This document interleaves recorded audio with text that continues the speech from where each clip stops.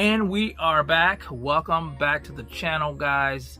And I want to talk some Terence Crawford talk today because I've had a few days now to ponder on the fight this past weekend, the fight with Israel Madrimov. You guys know Crawford defeated Israel Madrimov by unanimous decision, capturing that WBA 154-pound title as well as the WBO title, making himself a unified champion in a new weight class and a 4-division champion. So he's basically made history for himself this past weekend. So I like to congratulate him, Bomac, and the rest of the team.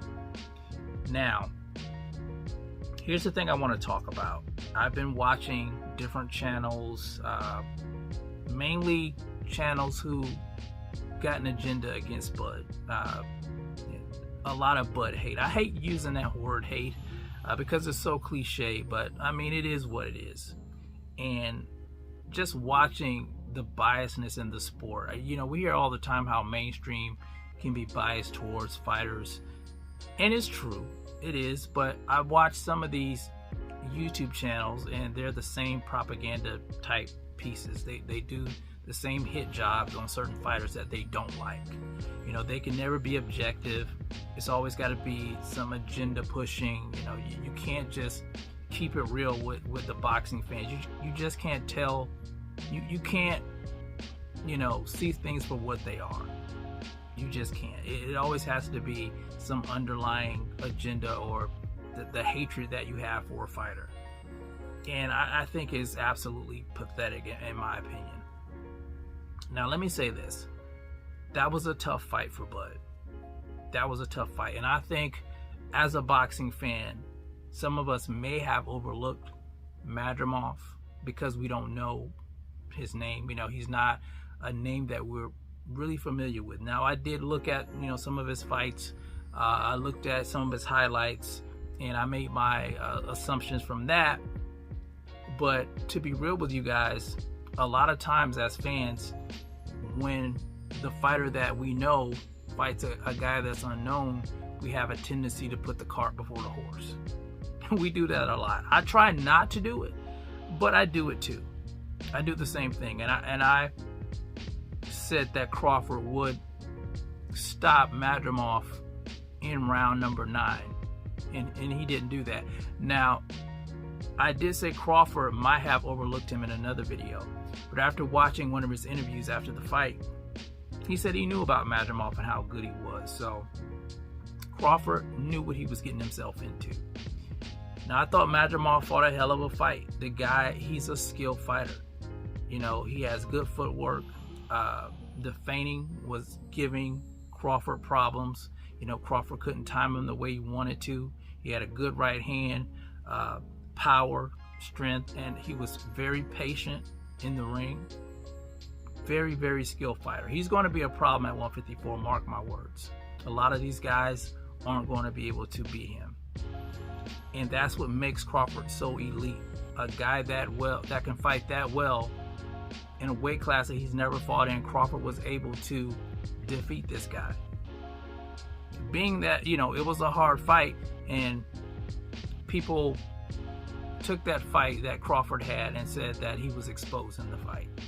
And I just find that I look at that when people say that he's been exposed, and I have to shake my head at it, because here we have a guy who is a 4-division champion. Like I said, he's undisputed in 2 weight classes.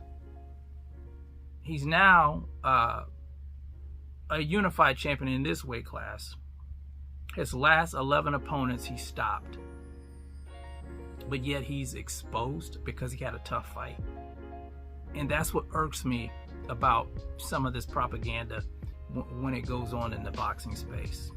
And I'm going to prove it to you guys. Now, let's take a look at Terence Crawford and Canelo Alvarez. Now, think about all those attributes I just said about Terence Crawford. And this is no hate to Canelo Alvarez, by the way. Crawford being a 4-division champion, just like Canelo Alvarez.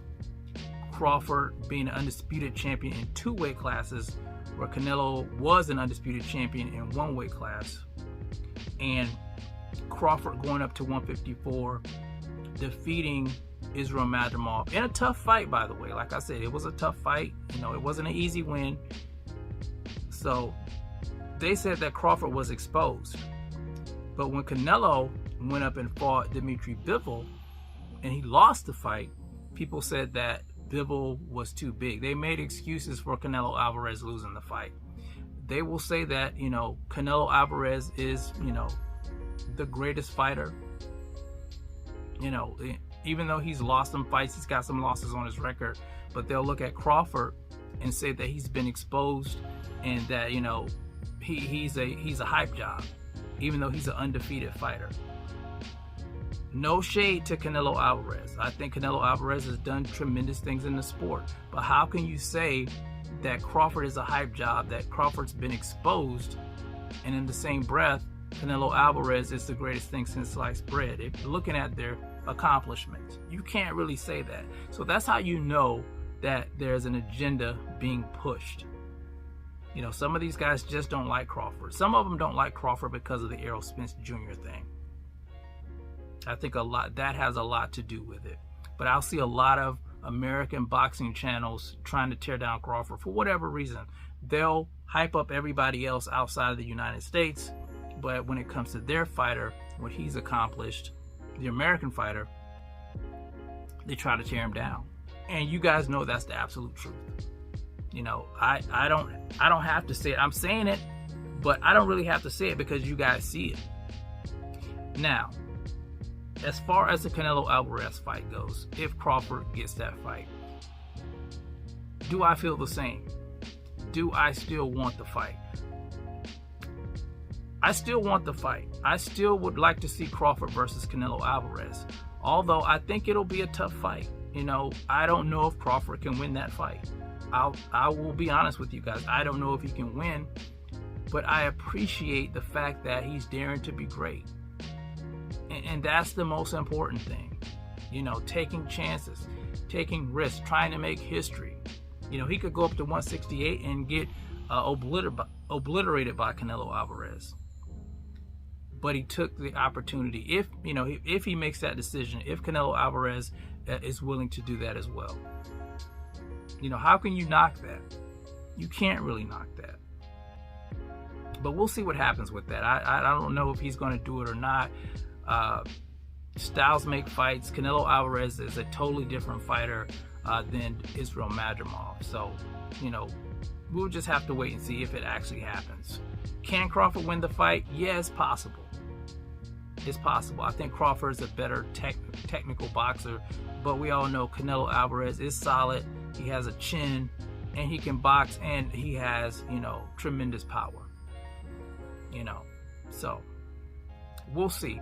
But I just wanted to talk about that, a little bit of Terence Crawford talk. I just see, you know, a lot of people out here hating, throwing dirt on his name when the guy's done such great things for the sport, and we can't seem to appreciate anything as boxing fans. We try to tear people down, even though they've done, you know, tremendous things for the sport, pushing the sport forward. But anyway, that's my take on it. You guys let me know how you feel about it in the comments section. It's the CMB. I'll talk to you guys in the next one, and I'm out.